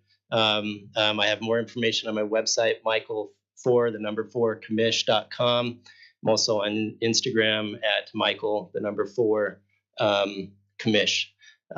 So thank you for your time. I recognize that Layton is our largest city in the county with the most population, the most people, that you hold a very important place economically and in leadership here in our county. And I definitely value if I have the opportunity to get elected and working with different cities. So thank you so much, and thanks for your service here. Okay, thank you very much, and good luck. Okay, is there anyone else that wishes to address us at this time? So I'm David Cook, live in 329 North, 1500 East here in Layton. About a year ago, I come in here and addressed the issue with the new traffic circle and all that intersection across from the new Layton Temple. That there's problems with the way it was set up and designed. And I was told my number will be passed on to UDOT. Well, here we are about a year later. I still see some of the traffic problems, potential problems come with that intersection. And UDOT has never come out and addressed me about it. There's still people cutting that left-hand turn sharp and close, coming off and following Gentile instead of going up Oak Hills Drive. My wife had an accident there because somebody crossed the center line. $7,000 worth of damage to her car. Luckily, she wasn't injured. I've had a couple of close calls trying to come up there, turn right, and people cutting close by me because they're not staying on the lines. Something needs to be done because that traffic's going to pick up more and more with that temple coming open. And this city grows any more, it's going to get worse. Now, I hope nobody ends up in a worse accident than my wife did. So I like to see UDOT come out and at least talk to me. Let me go show them what I'm seeing, what I've experienced. And I see others going to experience one day if something don't change. It's a busy intersection there, very busy, and it's not going to get any better. So I like to see them, hear something from them, maybe them come out and talk to me. Let me go show them what's going on. Maybe I think it could have been better designed. I mean, they did close off that one street to a dead end. They should have taken widened that further. They gave us 3 lanes: left turn, right turn, and center straight across. And there's that loop that comes off Oak Hills Drive on the Gentile. I watched a guy 2 weeks ago try to turn left, use that for a lane to go back up Oak Hills Drive, and just happened to realize, oh, I can't go up there because it says do not enter. Okay, yeah, Utah plates. I don't know where he's from, but that was a potential for something to go wrong. So I think that there could be some improvements made that intersection before something bad happens. Somebody there. Okay. We appreciate you coming in and sharing those concerns. You don't need to do this on the mic, but if you'd like to leave your number with our attorney, then we'll be happy to have somebody reach out to you. Okay, thank you. Is there anyone else? Okay, seeing that there's no other comments, we'll go ahead and go down to our consent item tonight. We have one item here that Mr. Clint Drake, our city attorney, is going to present. It's regarding some appointment and removal of office ordinance changes. So, Mr. Drake. Thank you, Mayor. So this is just revisiting a topic that we discussed a couple months ago. We just wanted to make sure that you knew that we hadn't forgotten about it. There's not necessarily a rush to move on this, so if there needs to be discussion or it needs to be tabled or discussed further, we're happy to do that. This is just basically my attempts to reflect what I think the direction I was given the last time we talked about this. So there's no pride of authorship. There's no whatever needs to be done here needs to be done. With that, we'll just go ahead and I've just divided this by the sections that it amends. In this case, we had a concern or a question about advice and consent, and just clarified it. We already knew what it meant. There's plenty of precedent in case law of what this means, but this just codifies it, which makes it a lot easier. And it just states that for the purposes of this chapter, advice and consent of the council means a majority vote of the quorum. So that's for the mayor appointment. So I think we're all on board on that one. So we can move to the next one. This is the one that might need a little bit more discussion, but this is the duty of appointed officers. And as you might recall, this is one that was originally pretty detailed, and we had a really good discussion about maybe what this means. And so what we've got now, and I'll just read it, is appointed officers to various boards serve at the pleasure of the mayor and city council as detailed in this chapter, and shall abide by certain expectations. Appointees are entrusted with the duty to act and vote in the best interest of the city.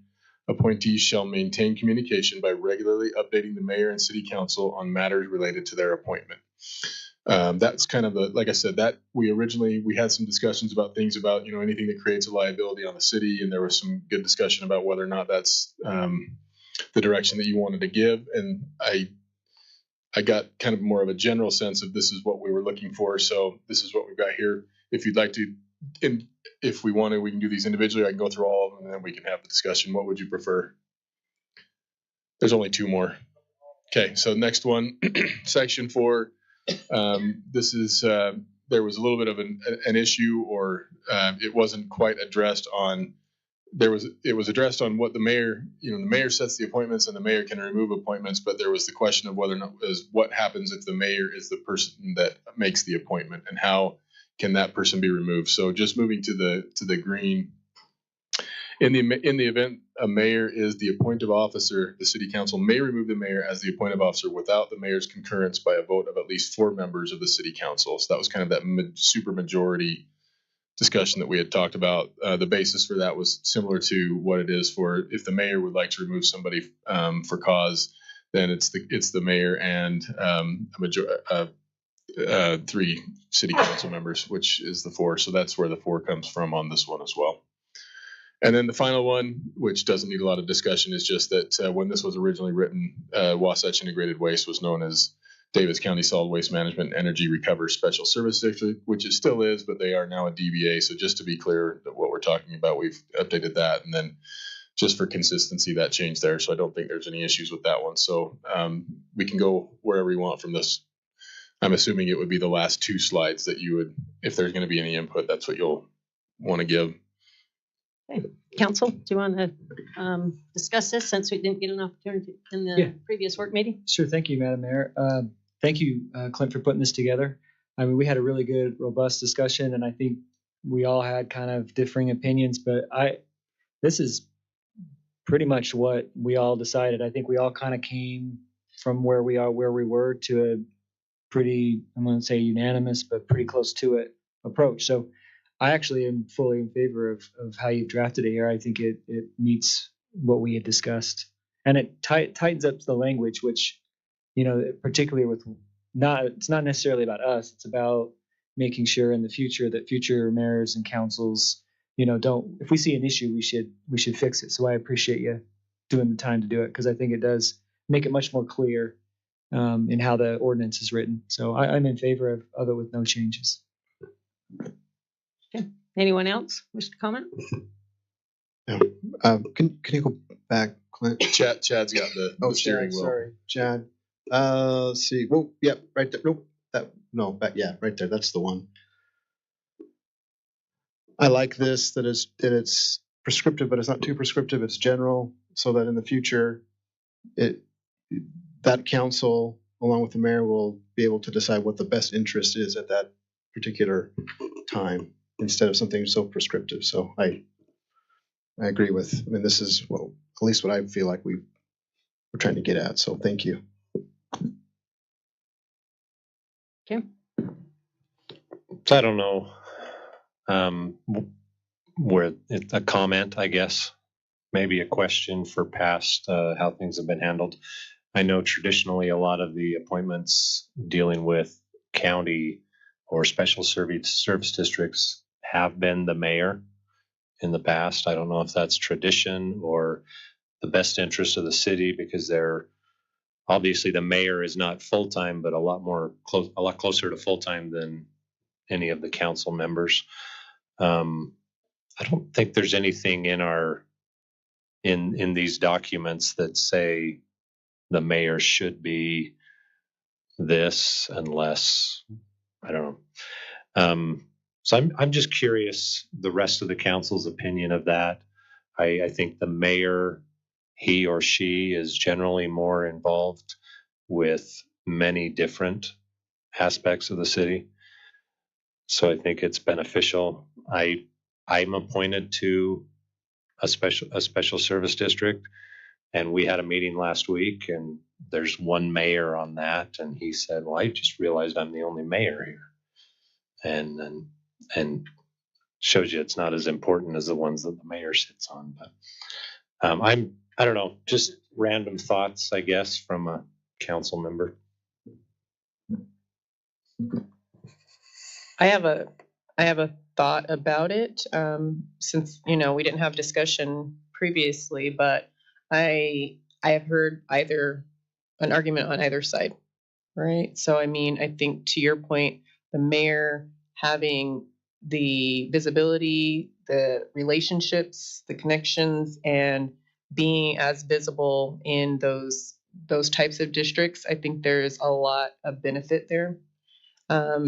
There's a camaraderie and just, certain things that may help the city in a more favorable manner if the mayor happens to sit on some of those boards.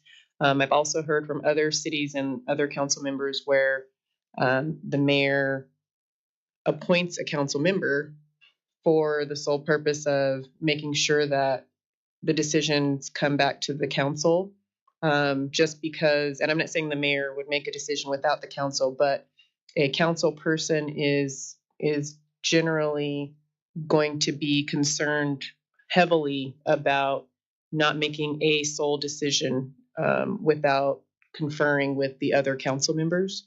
So, I mean, I think I feel good about not having that prescripted and saying, well, for these districts or for this committee, this board, it needs to be this or that. I'm fine with us not having that, but I can easily see why either side would be preferred. And I think it just depends on the nature of the board or district, what they're doing, what they are allowed to do legally versus what we would need them to do as a municipality. That's just my take. Okay. Does anyone else wish to comment? There's a lot of boards out there that some people fit easier. You know, they've, you know, for all I know is one day we have somebody elected that worked for one of the boards or something, you know, so I feel we need to leave it kind of like what Clint said, this Clint. Yeah, I guess you said it too. But to where the mayor can move people around or do what she needs to do to put people where they fit, not necessarily where it's your turn or something like that, you know. So I see nothing wrong with anything in green underlined. Okay. Yeah, I was going to say, you know, I'm not opposed to this. I know that, you know, the reasoning behind it, but at the same time, I think that we've made great strides in making sure that all of us report on our various committees. And that's probably the key thing here is that actively we're communicating with one another and really kind of keeping everybody informed of the step-by-steps, whether it's on a specific board or not. It's whatever you're affiliated with. And I think tonight you guys heard me report on some of those other committees that were quite honestly just, it was not a decision that's brought to us to make. And they've asked for, you know, for various input. And so I've, you know, like I said, I've tried to make sure that you guys are aware of all the steps now going forward. And I think that's the way that we need to continue to work going forward and recognize that, you know, you guys are council members. One day you'll sit in the seat as well. And it's one of those things where you don't want to strap that position. I mean, you've already given up enough as far as your voting power and ability to help move the city forward on a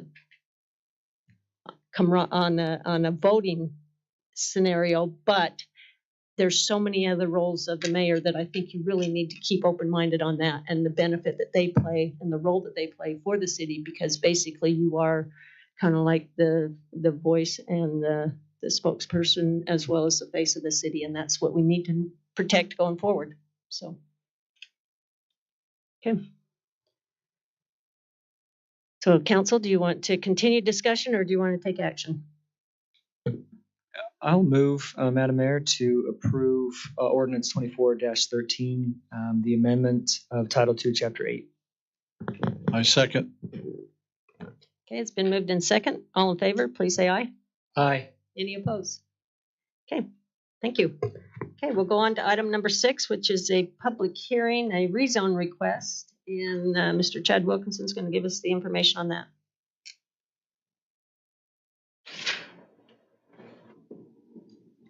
Thank you, Mayor, Council.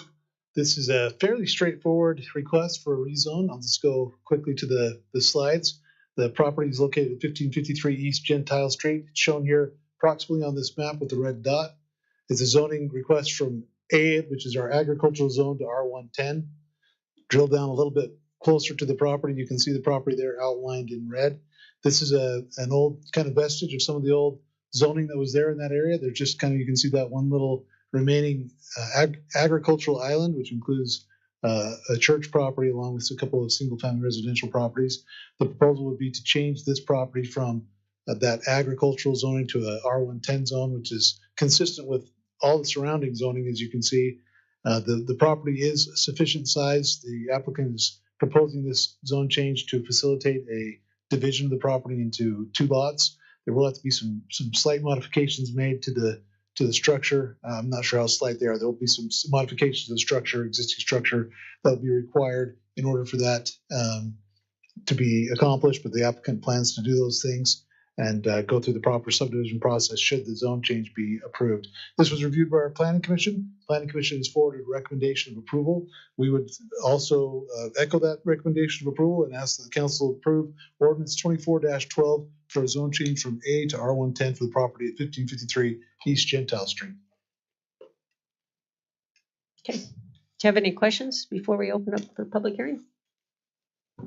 I wanted to confirm that there's currently a home on this property, but that the intent is to put one additional home.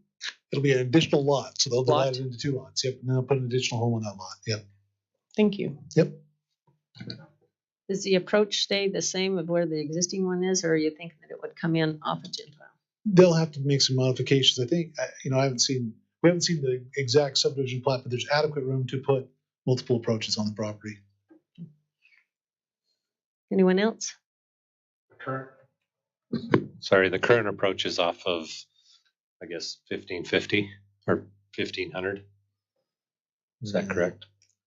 I would have to. Or is it off of Gentile? Zoom in a little bit on that to find out. The neighbor's saying that. Yeah, it's got the red line there is blocking us a little bit, but. Okay. Oops. Yeah, I'd have to pull up the zoning map, which I'm happy to do, but I don't have that on the tip of my brain. Well, this is just a zone request. Well, anyway. that's all right. You're all right, Chad. Okay. Okay. There's no other questions, and I'll look for a motion to open the public hearing. Mayor, I'd make a motion that we open the public hearing. Okay, the time is now yours for the public to come up, and if you wish to comment regarding this rezone request, then once again, state your name for the record and your purpose. David Cook, 329 North, 1500 East. Might I understand correctly that they want to rezone this and turn their lot into residential in the manner that would take the one home off of there and put 2 homes on there? Or is there something more to that? Chad, can you want to speak to this? I don't know if they're looking to take the existing home off. I think there's room to place another home. Just so I understand correctly where this is going. Yeah, the proposal as we understand it right now would be to remove a portion of that existing structure so that they can meet setbacks, but that they would leave a portion of the structure there and then build a new home on the new lot. Yeah. So it'd be like more or less like 2 homes there, if you will? Yeah, be 2 homes resulting in 2 homes. Yep. Okay. From 1 to 2. Yep. All right. Yes, that approach is off of Gentile. I know exactly where that is. I turn that corner many a days, so Yeah. I'm aware of it. Okay, thank you. Thank you very much.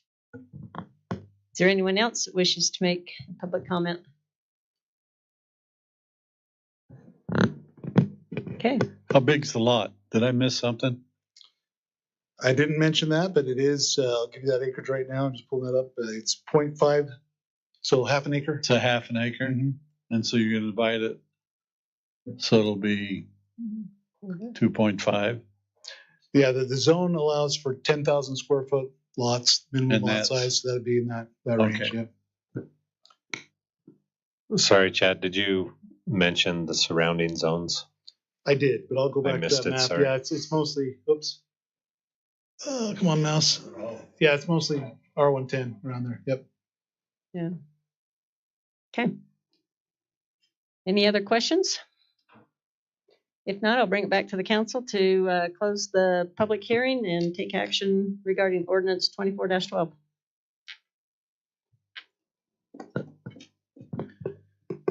I move that we close the public hearing and that we adopt, after I get my glasses on, that we adopt ordinance 24-12. It's been moved in second. Being that this is the public hearing, we'll do a roll call vote. Start down here with Councilmember Roberts. Aye. Councilmember Bloxon. Yes. Councilmember Morris. Aye. Councilmember Smith Edmondson. Aye. Councilman Thomas. Aye. Okay, there you have it. It's unanimous. Okay, that takes care of our items on the agenda right now. Council, we do have another unfinished business, I believe, so I would entertain a motion to go reconvene back into a Closed door meeting. a work meeting and a closed door session. So you can do it that way, or it's actually noticed on this agenda as well. So either way is fine. Okay, so to reconvene in our closed door, or I mean in our work session meeting. So I need a motion to adjourn the Make a council motion that we reconvene somewhere and in a close it. closed door meeting. Okay, well, and I we're don't we're closing our regular council, Sorry. a regularly scheduled council meeting at this time. So we appreciate everyone that was here tonight, and kudos again to all the acknowledgements that we had, and don't forget all those public announcements. We've got a lot of fun stuff coming up here. So anyway, thank you.